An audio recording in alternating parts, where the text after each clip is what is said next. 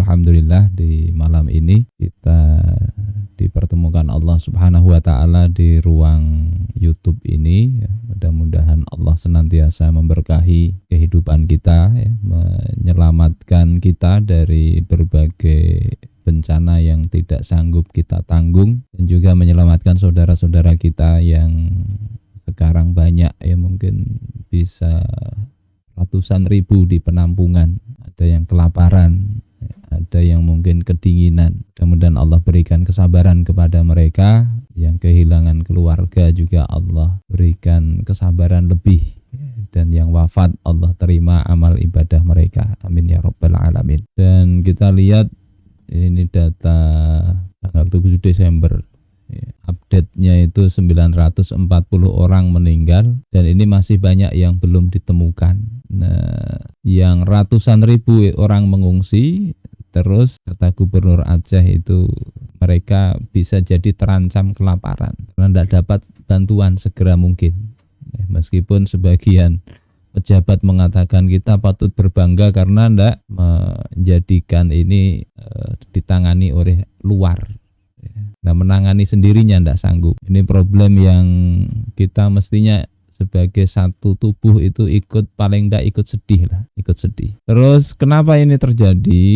Sebetulnya sebab itu kan ada dua, sebab yang tidak bisa dideteksi secara fisik dan sebab yang bisa dianalisa secara saintis sekarang.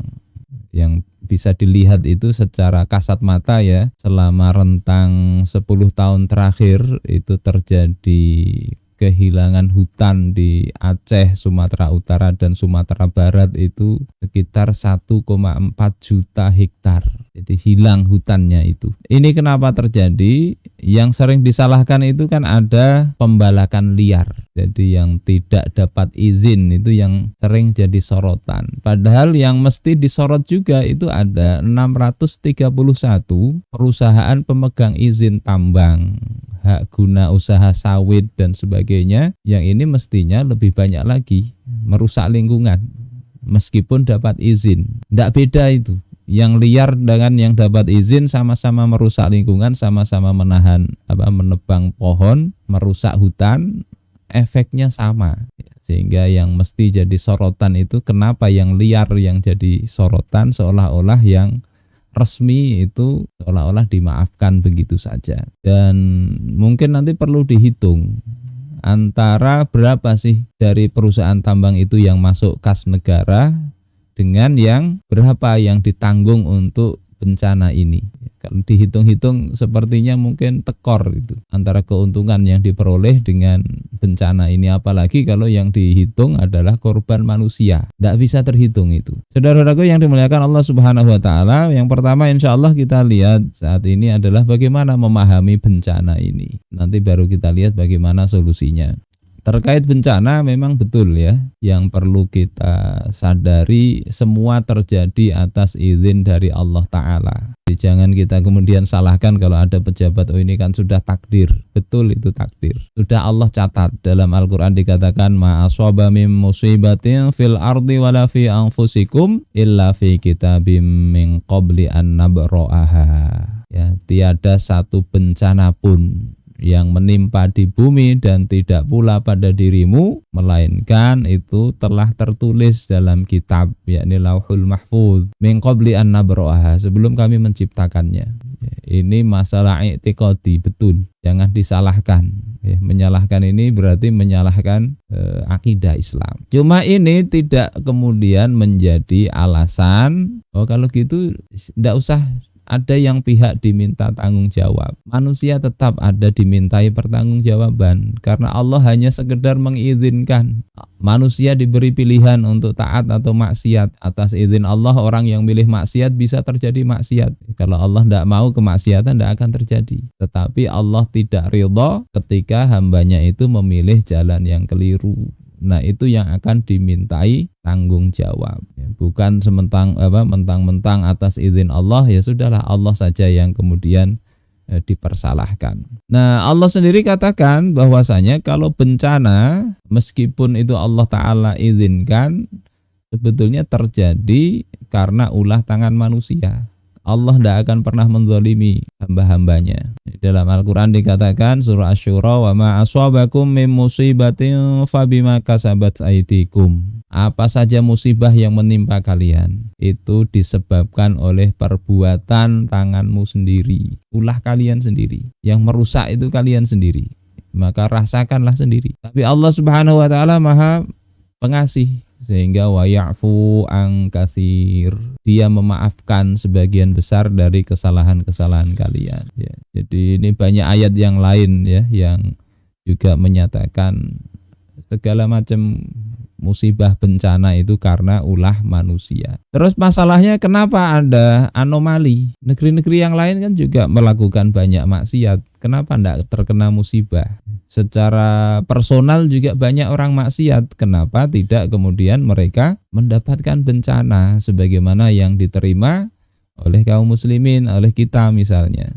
Nah, ini ada hadis yang ditulis ya, dikutip oleh Imam Ibnu Katsir dalam tafsirnya dari riwayat Hannad bin Sirri dalam kitab Az-Zuhad, di mana Rasul bersabda, walladzi nafsu Muhammadin biyadih ma min khadsi audin, demi Tuhan yang jiwaku berada dalam genggamannya, ma min khadsi udin, ya, tidaklah suatu lecet pun karena kayu. Jadi musibahnya tidak besar, sekedar tergores kayu. Walakhtilaji irqin, tidak kesleo urat, wala asrata qadamin, tidak tergelincir atau tersandung kaki itu, illa bidzambin, kecuali karena adanya kesalahan ya. Entah kesalahan itu langsung ya, menandak kayu sembarangan, atau kesalahan tidak langsung akhirnya terkena itu. Terus wa ma ya'fullahu anhu aksar, apa yang Allah maafkan, artinya tidak semua kesalahan itu dibayar dengan diberikan berupa bencana oleh Allah Ta'ala. Yang Allah maafkan itu lebih banyak lagi. Sehingga kalau kita setiap kesalahan dikasih bencana, tiap hari kita tidak bisa nanggung. Jadi, semua karena maksiat. Kadang kemaksiatan siapa? Nah, ini yang jadi masalah. Bisa jadi maksiat kita kena. Bisa jadi itu maksiat orang lain kita kena. Makanya dalam Al-Quran dikatakan, wattaqu fitnatal la tusibannal ladzina zalamu minkum khassah. Takutlah kalian, jaga diri kalian dari fitnah yang tidak hanya menimpa orang-orang zalim saja di antara kalian. Jadi semua karena dosa, tapi dosanya siapa? Bisa dosa kita, maka kita kena. Bisa dosa orang lain, kita juga terkena imbasnya. Yang tidak ikut membalak hutan, tidak ikut merusak, mereka lakukan kerusakan, yang baik maupun yang buruk terkena. Nah, jadi semua karena itu. Nah, nanti tinggal masalahnya, disitulah adanya perintah ya, amar ma'ruf nahi mungkar, perintah dakwah agar tidak kemudian satu yang berbuat maksiat yang menanggung itu keseluruhan. Sebagaimana hadis Rasulullah kait hal ini, Rasul kasih gambaran, perumpamaan, masalul qaimi ala hududillah wal waqi'i fiha kamatsali qaumin istahamu ala safinah. Perumpamaan orang yang menjaga hukum Allah dan melanggar hukum Allah itu seperti orang yang dia mengundi nasib di kapal.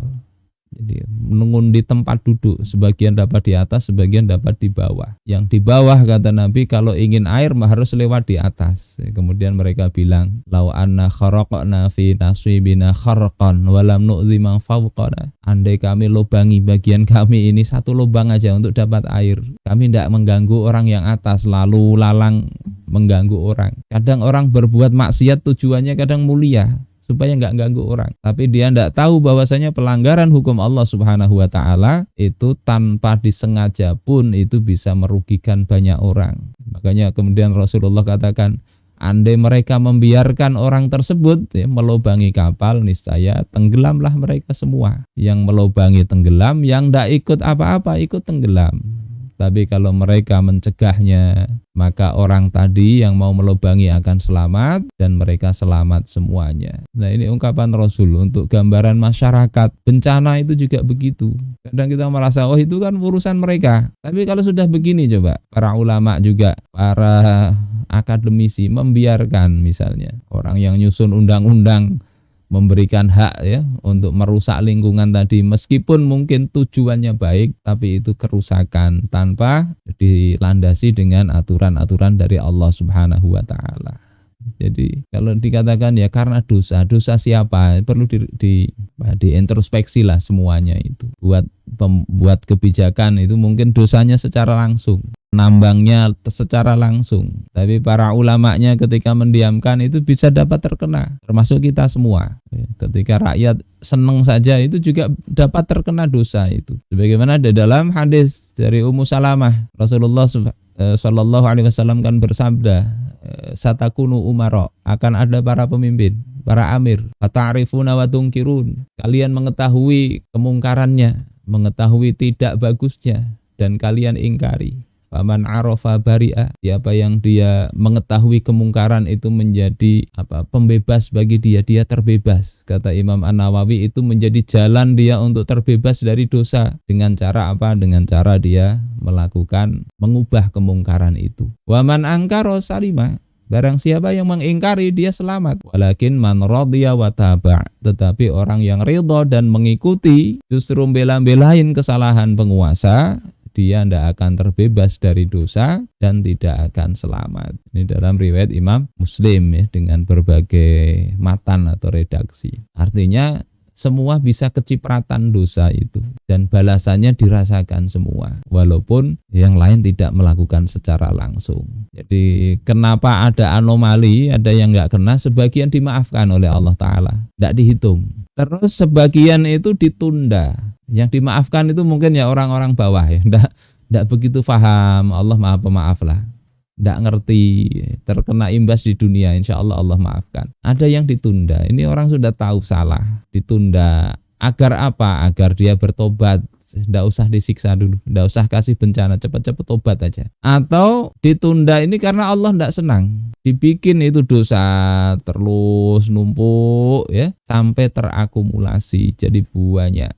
Ya, sebagaimana dalam hadis riwayat Imam Ahmad ini, ketika seorang lelaki menggoda wanita, ya, setelah ditegur oleh wanita itu dia malu, berbalik, kepalanya terbentur tembok berdarah, datang kepada Rasulullah, celaka aku ini ya Rasul, langsung dibalas, dapat bencana dari Allah Ta'ala. Apa kata Rasulullah? Beliau katakan, anta abdun aradallahu bika khairan, engkau ini hamba Allah yang Allah kehendaki kebaikan pada engkau. Idza aradallahu azza wa jalla bi 'abdin khairan ajjala lahu uqubata dzambihi. Kalau Allah menghendaki kebaikan pada seorang hamba, Allah segerakan balasan dosanya itu. Jadi ini juga kabar gembira bagi yang sakit, terkena musibah.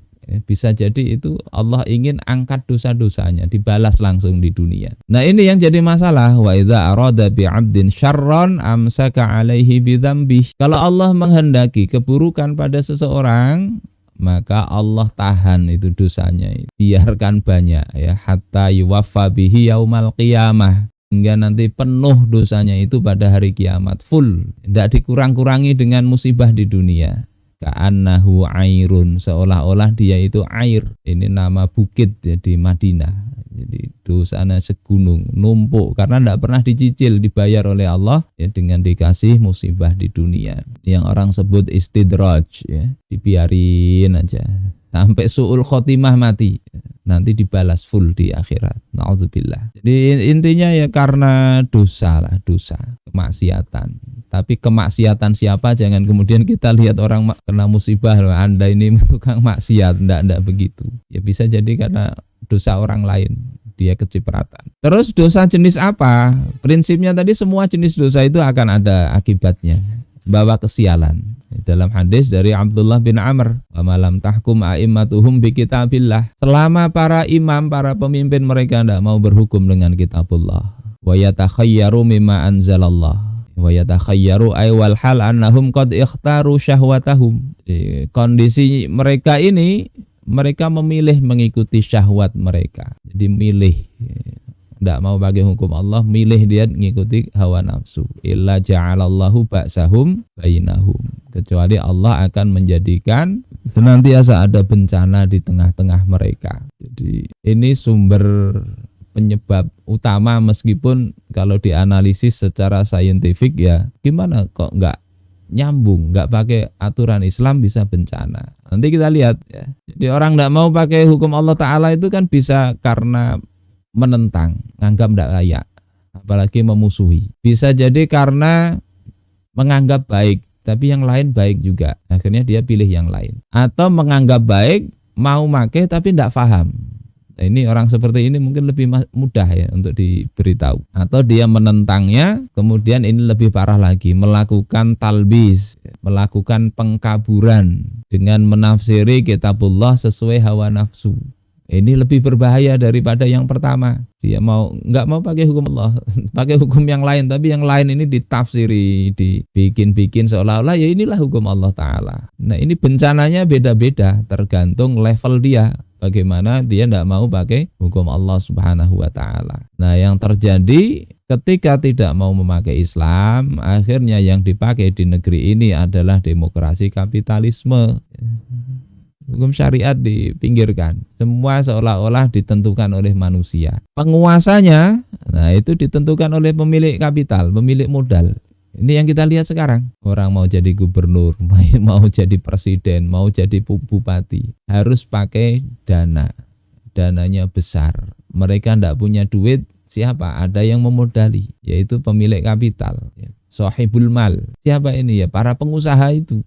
Nah pengusaha ini nanti ketika penguasa yang didukung itu jadi penguasa, makanya pengusaha sekarang juga pinter kan, ada tiga calon semua didukung. Ini dukung nanti kayak bisnis lah, siapapun yang menang nanti bisnisnya bisa tetap jalan. Penguasa ketika jadi dia wajib untuk balas jasa, ya ndak enak lah kalau dulu dibantuin untuk naik, ya setelah naik masa diminta konsesi ini aja ndak bisa.